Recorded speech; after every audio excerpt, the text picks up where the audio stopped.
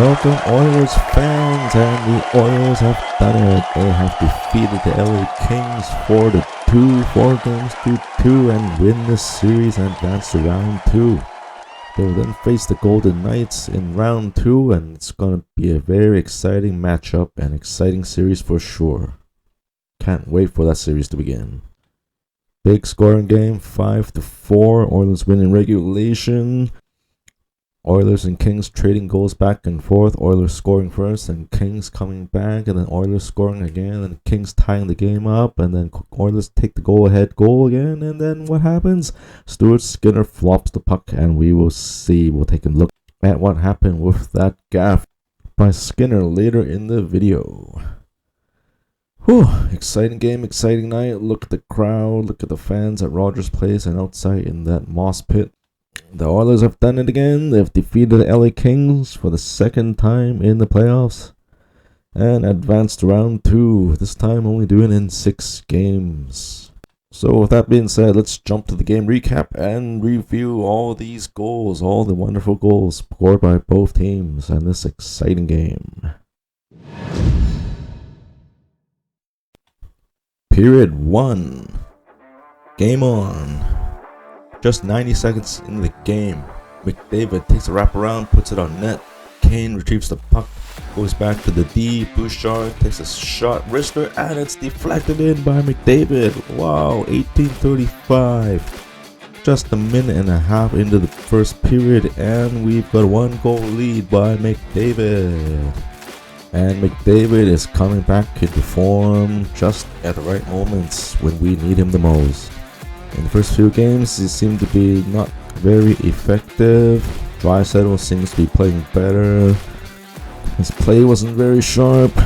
Yeah, it just didn't seem like the big Davo. 7 minutes in, McDavid steals the puck from the Kings and rushes down the zone with Draisaitl 2-on-1, but Kavakov is in between it, and he blocks the passing lane to Draisaitl, so McDavid shoots, but it is saved by Korpisalo as he was in too tight and not much room for McDavid to put the puck in. Oh, excellent chance, 2-on-1, 2 of the best players in the world, and they did not score. They could have put the game 2-0. 1 minute later, Oilers' third line back on the attack, but the Kings clear the zone. Vinny Desjardins with a little mess up here. He fumbled, and the puck is stolen by number 22, Kevin Fiala. He dishes it off to Sean Durzi. He takes a shot at the screen goalie, and oh, it goes in past Stuart Skinner. The game is tied.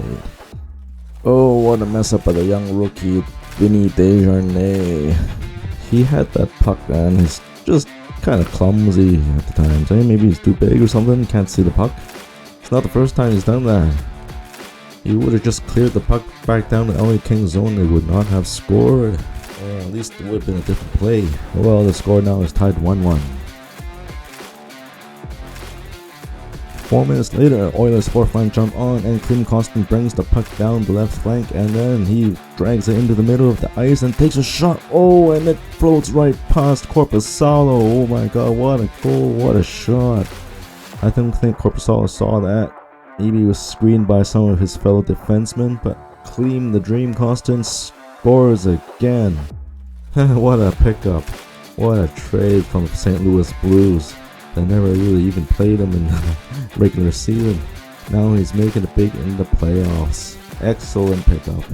The first period ends. Oilers take a 2-1 lead into the second.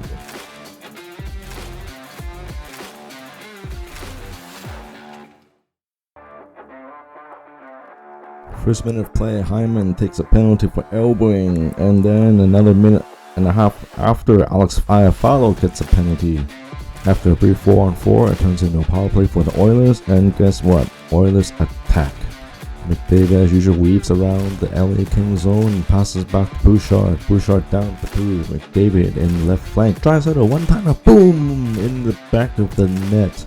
No chance for Korpisalo. Way too quick. Alright, take a look at Draisaitl. He kind of looks back at the bench. Maybe he's giving a nod to the coach or his teammate or somebody. Looks like, hey, look at that. The power play does it again for the Edmonton Oilers, and it is sitting currently at about 60% scoring rate in the playoffs. That's crazy. Those are crazy numbers. Has any other team done this before? So if they ever get a power play, you expect them 2 out of 3 chances they will score. So for the opponent, the best strategy against the Oilers power play is not to take a penalty and don't give them a power play. A minute later, McDavid takes a penalty for holding. And on the ensuing power play, the Kings are able to set up just like the Oilers. Kevin Fiala with an excellent cross-seam pass to Kempe, and he shoots, picks the right corner, and he scores. Skinner left too much of a bit of a gap there, and Nurse kinda, I don't know what he's doing, he just stopped. If he would have kept sliding, maybe he could have blocked it or something, or maybe present less of a target for Kempe to shoot at. But he came to a dead stop and gave an excellent lane for Kempe to shoot at, and it enters the goal and scores. 1 goal game, 3-2 Edmonton. Power plays are common again. The refs are gracious. LA gets another power play 2 minutes later. Doughty to Fiala. Fiala has all the time in the world. Bukestad doesn't attack him, lets him shoot, and it's a quick wrister past Skinner. Skinner is on screen with all these guys in front of him, and he is not able to catch it with his glove. Tied game, 3-3. The Oilers PK strategy is kind of strange. They just kind of sit there in the square box and they don't attack, they don't swing sticks, they don't do anything. Just let the opponent pass it around. They've got to kind of change that if they want to keep on moving on into the playoffs, because that ain't working. Just getting goals on each power play. And what failed the Oilers in the first few games? Taking too many penalties, and now they're repeating it again. About 2 minutes later, Yamamoto on the forecheck. Doughty passes the puck over Anderson, he misplays the puck, it's a turnover. Draisaitl gets control, passes off the air, and he takes a shot, and the rebound is popped in by Clem Costin. Clem the Dream Costin has done it again. What a game saver. Oh my god. 2 goals already in this game, and he is on the lookout for his hat-trick. First career hat-trick in the playoffs. Can he do it? Can he pop in 3 goals? Oh, and the Oilers take the lead 4-3 with half the game already in the books. After the third period, 5 minutes into the third, the Kings are on the attack. Kopitar brings it into the Oilers zone. He drops off to Kempe. Kempe returns it back to Kopitar and denied by Skinner. Excellent toe save. Oh, it's a game saver right there. Excellent chance for Kopitar. Could have tied the game up 4-4. 8 minutes into the third, and Quinton Byfield takes a holding penalty. Third power play of the night, but down to Skinner. Skinner stops the puck. He's gonna shoot it out, but look at that. Oh my god. He gaffes on his pass, and the Kings steal the puck and put it into the empty net. Oh my god, what was that? What a choker. Skinner, what are you doing? Oh my god. The Kings have tied it up 4-4 on a chance of the Edmonton power play. Short-handed goal. Oilers supposed to take this opportunity to bring it up to 5-3, take a 2-goal lead, and what do? They cough up a stinker. Oh, what was that? What was that? But let's not blame Skinner just so quickly. Thanks to Sportsnet replay, they actually found a crack in his stick. Look at that. Holy, they see this tiny crack in the stick that I don't think Skinner noticed, more probably from previous play.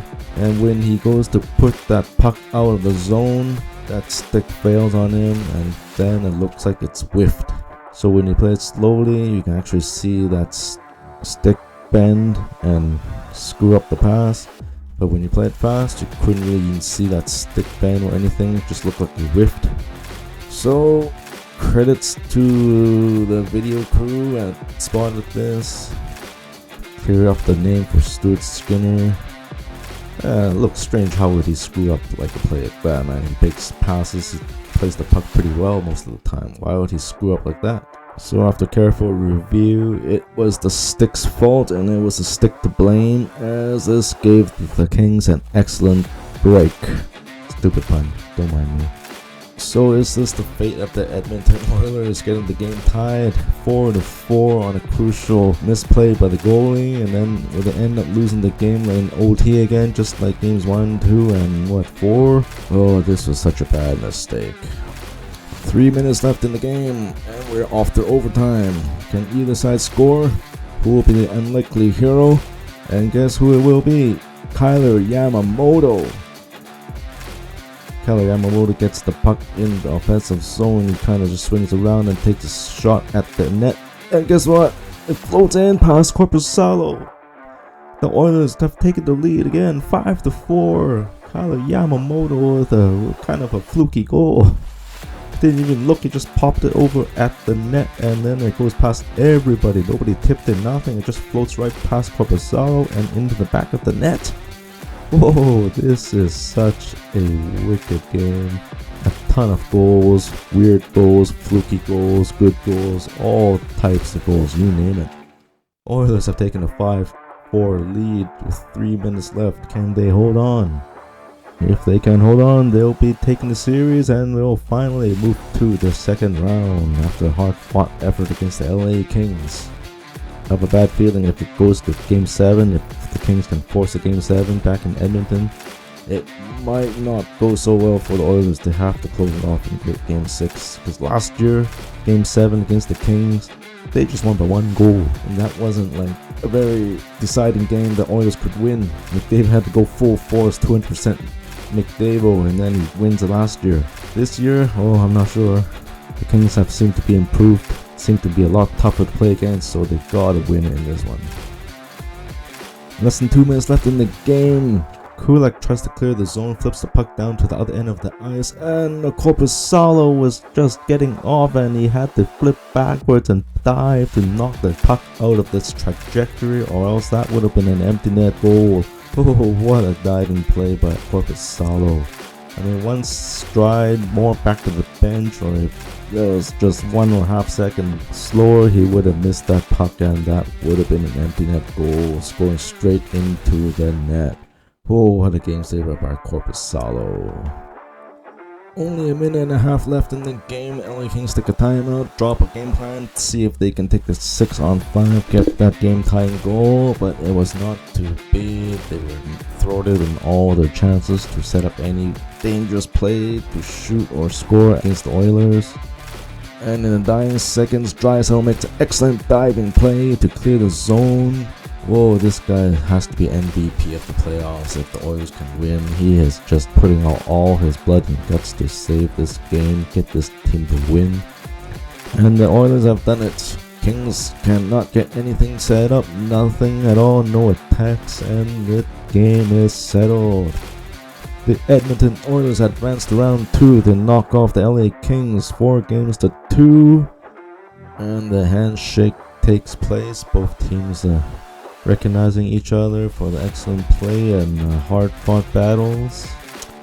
Oh, and the Todd McClellan and Jay Woodcroft saga repeats as disciple of the mentor wins for the second straight year.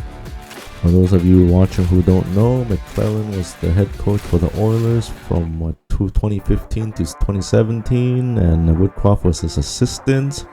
Then McClellan was fired and Woodcroft was retained but moved down to Bakersfield, the AHL team, and became the head coach and has headed an excellent program down there for a few years before finally getting the call up to Edmonton last year in the middle of the season when Dave Tippett was fired and finally has become the head coach of the Edmonton Oilers. Oh, that was an exciting game, everybody. So, 2 Canadian teams advanced. Toronto Maple Leafs finally breaking the curse earlier today. They have beaten the Tampa Bay Lightning in 6. They move on to round 2. Oilers, the second Canadian team left. In the West, they move on to round 2. So Dallas also moves on to round 2, beating Minnesota Wild. So only 3 games or 3 series left are undecided. That will require a Game 7, and that is Avalanche versus the Seattle Kraken back in Colorado. Boston Bruins against the Florida Panthers. Oh, nobody thought the Panthers could force them to a Game 7. Oh, and the chances are they might even win. They might knock off the Bruins. So, you know, the President's Trophy curse, right?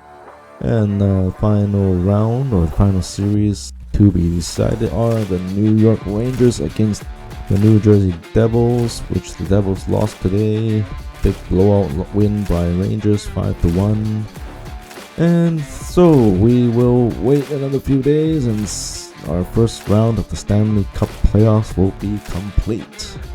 Thank you everybody for joining in on this thorough review. Hope you enjoyed the video, and if you liked the video, please consider to like, share, and subscribe. It would be greatly appreciated. Thank you all, and have a great weekend.